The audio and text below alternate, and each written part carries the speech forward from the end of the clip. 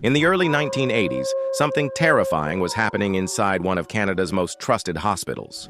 At Toronto's Hospital for Sick Children, known as 𝐔𝐘𝐒, dozens of infants began dying under strange and unexplained circumstances. Was it tragic medical error, or the work of a hidden killer who was never brought to justice? Between June 1980 and March 1981, 𝐔𝐘𝐒 experienced a dramatic spike in infant deaths. Over 30 babies died in less than a year, twice the expected mortality rate.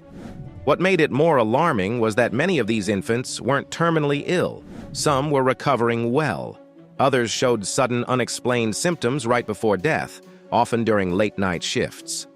Staff began to notice a pattern. The deaths weren't random. They followed shifts, clustered in certain wards, and left behind little medical explanation.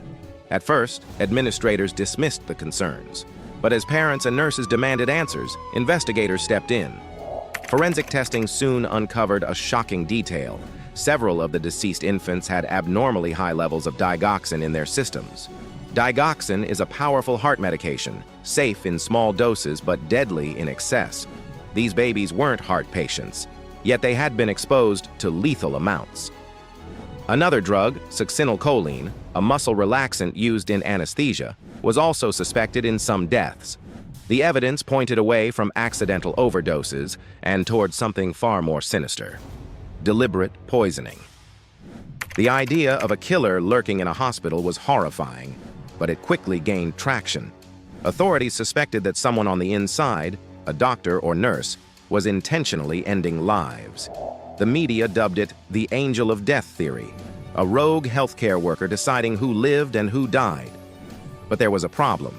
Despite extensive interviews and background checks, no clear suspect emerged. Multiple staff had access to the drugs. The hospital's record-keeping was outdated. Surveillance was nearly non-existent. The killer, if there was one, had been careful.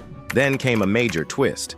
In 1981, a nurse named Susan Nels was arrested and charged with 4 counts of first-degree murder.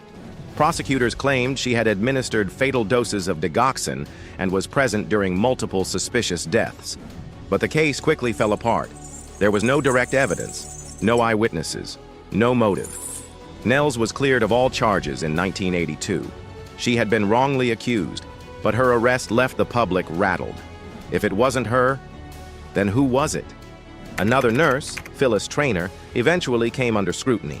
She had worked several of the shifts during the mysterious deaths, and some staff raised concerns about her medication logs and unusual behavior. Still, there was no solid evidence linking her to the crimes. Traynor was never charged, but the suspicions followed her.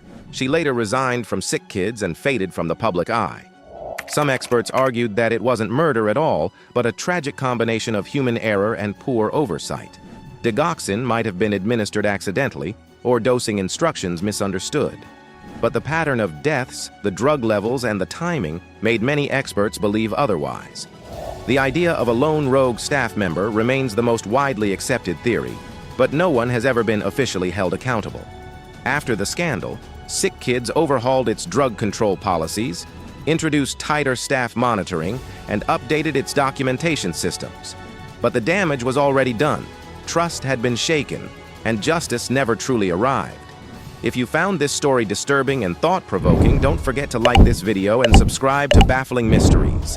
We'll continue digging into the world's most chilling unsolved cases and unanswered questions.